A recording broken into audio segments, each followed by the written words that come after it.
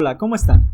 En este capítulo lo que vamos a ver o lo que vamos a explicar es acerca de lo que son las emociones.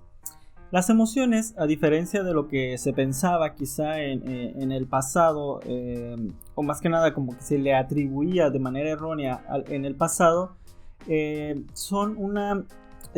totalmente conectadas con los procesos cognitivos. No podemos hablar de emociones si no hablamos de procesos cognitivos. ¿Qué son las emociones? Bueno, las emociones son, de manera muy sencilla, es una respuesta afectiva de estado corto ante una situación. Es decir, una emoción no dura mucho tiempo, no dura a través del tiempo, sino que una emoción lo que busca es causar una respuesta o una conducta ante un estímulo. Por ejemplo, cuando tenemos miedo, vemos un perro, por ejemplo, tenemos miedo.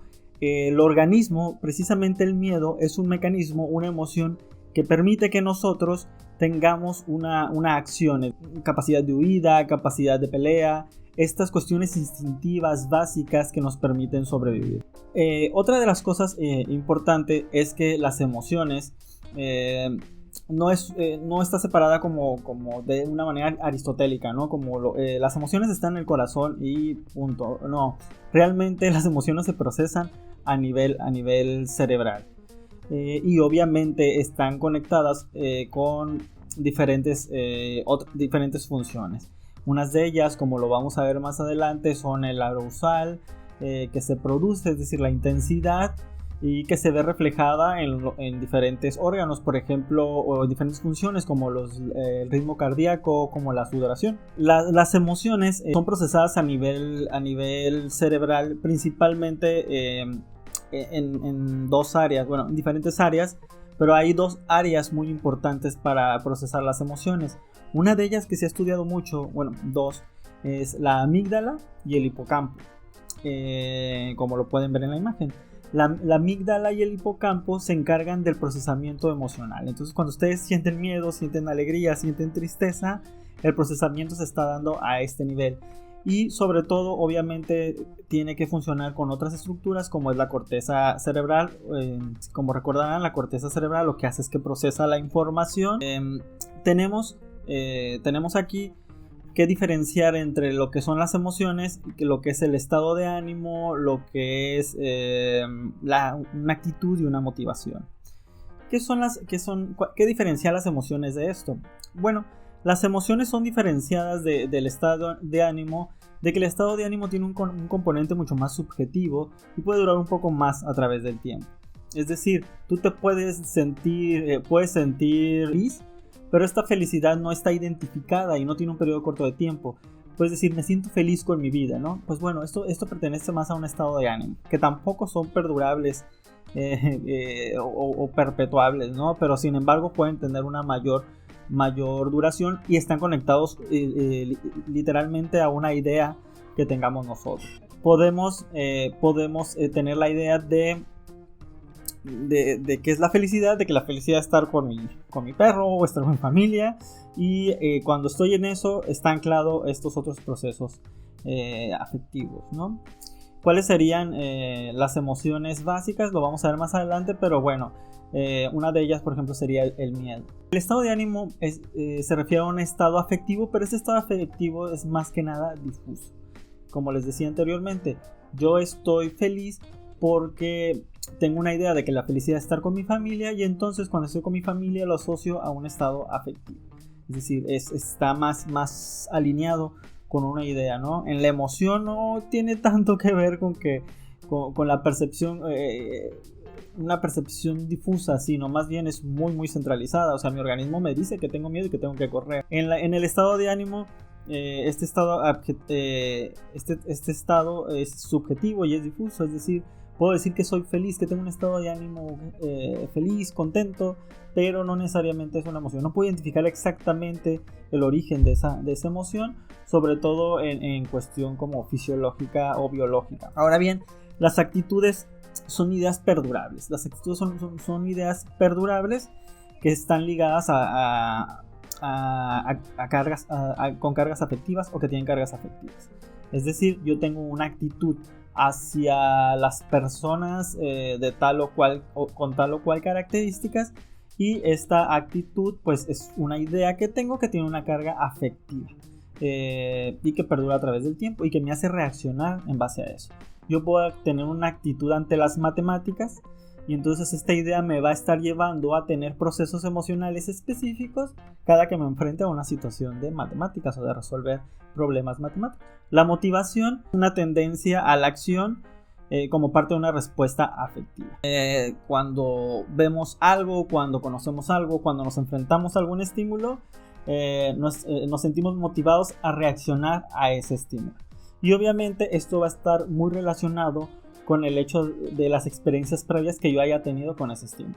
Si es un estímulo agradable o desagradable, eso pues va a llevar a que yo tenga cierta motivación o cierta predisposición ante ello.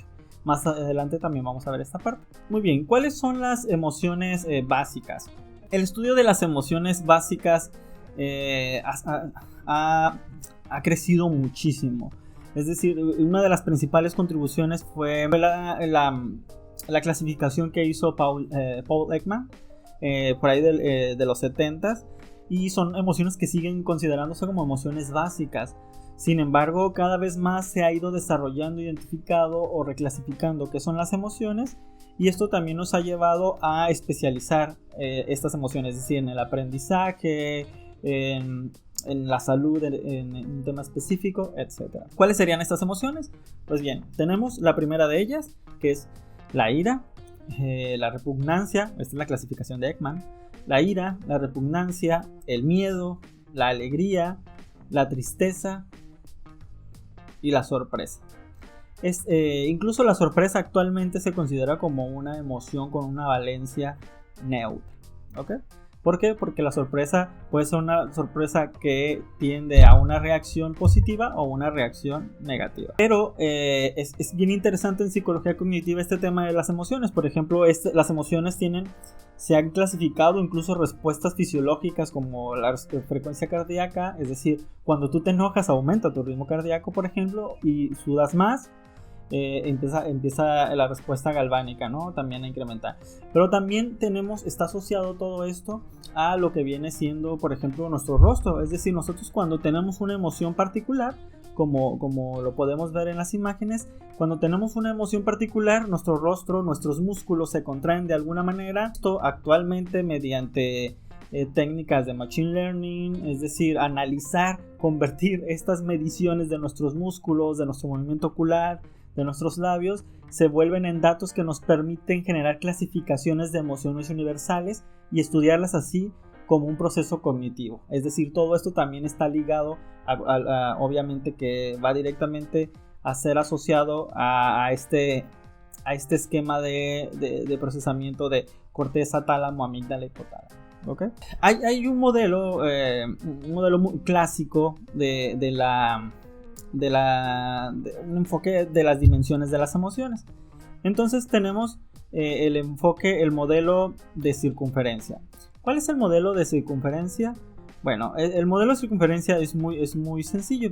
Es decir, primero nos va a poner un tema causal, que es un concepto que ha sido desarrollado también muchísimo a través del estudio de las emociones, y tiene que ver con los cambios corporales que ocurren durante la emoción. Entonces, esto que ya íbamos diciendo, ¿no?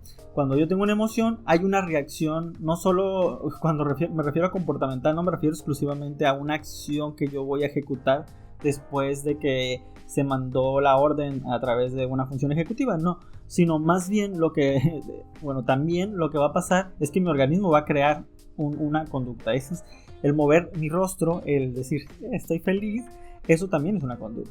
Entonces el arousal precisamente va a hacer que todas las emociones van generando precisamente este impacto fisiológico.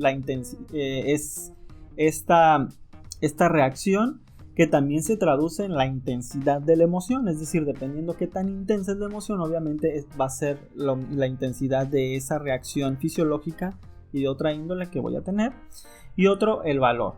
Esto también lo vamos a conocer, por ejemplo, por la valencia positiva y negativa, que vamos a ver en muchos estudios de psicología cognitiva y de las emociones, y que tiene que ver con el hecho de la valencia positiva, pues obviamente son aquellas emociones agradables, por así decirlo, y aquellas emociones desagradables, que dependiendo si son agradables me van a motivar a repetir esa emoción, y si son desagradables me van a tratar de hacer de que me rechace.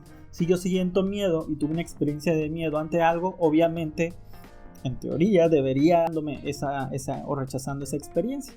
Digo, los seres humanos son muy complejos y a veces algo nos fue mal y volvemos ahí, ¿no? Entonces, bueno, eso ya son otro tipo de situaciones mucho más complejas, mucho más elaboradas a nivel de funciones ejecutivas o daño en las funciones ejecutivas, pero la idea es que de manera fisiológica, si el organismo siente una valencia negativa, tiene un arousal fuerte, es decir, el corazón me latió mucho, empecé a sudar, me dio miedo, sentí ganas de llorar, pues la idea es que tratar de no repetir esa emoción, o al menos saber el nivel de esa emoción.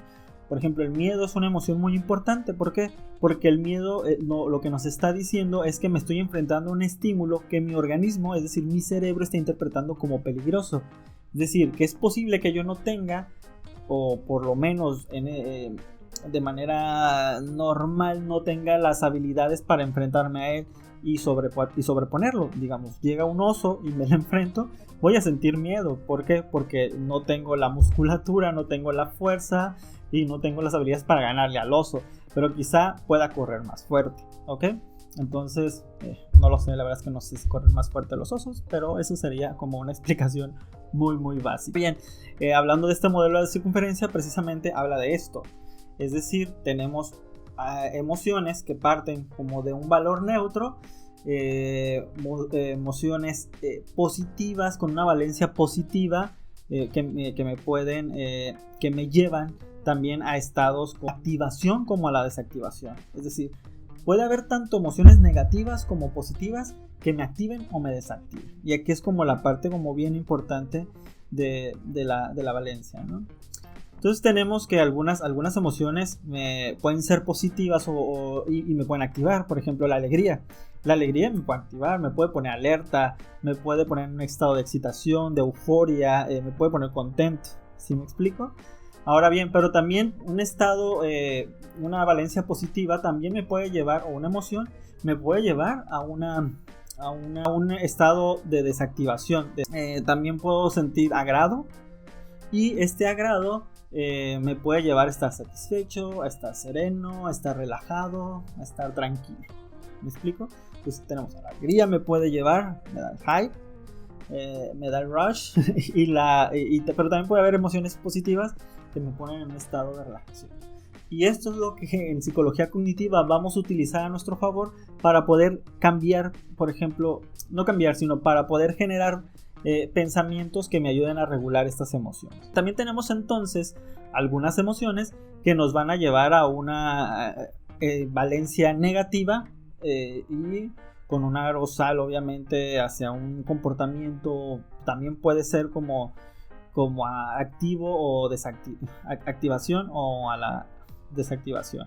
Entonces el miedo me puede poner tenso, la ira me puede poner nervioso, el desagrado me puede estresar, me puede afectar fisiológicamente.